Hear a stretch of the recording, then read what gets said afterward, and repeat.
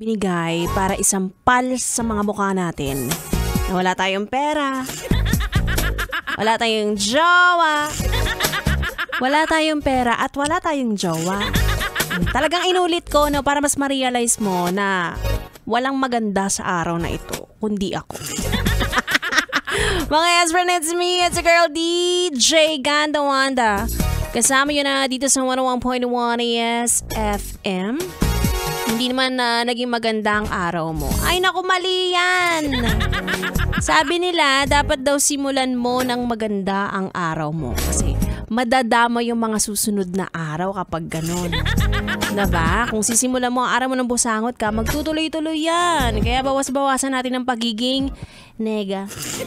Dahil bukod sa walang magandang dulot ito, nakakahawa pa, diba? Isipin mo yung katrabaho mo. Okay naman siyang pumasok pero dahil nakita niya yung pagmumukha mo, nahawa siya, edi kasalanan mo pa.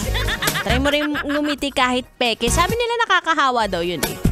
Kahit sa sarili mo. For example, malungkot ka ng umaga, pero kapag humarap ka sa salamin, tapos ngumiti ka, madadala na daw yun.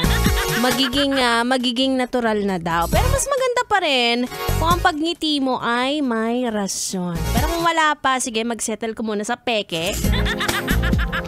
To follow na lang yung rason. Malay mo may good news bukas.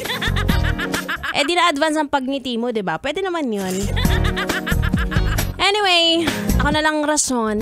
Valid pa. Katanggap-tanggap pa. Tuloy muna natin ang ating tugtugan. At samahan niyo ako hanggang alas 9 ng gabi. Again, it's me, Ganda Wanda. Dito lang sa stasyong number 1 sa kagandahan. 101.1 Yes FM Solid.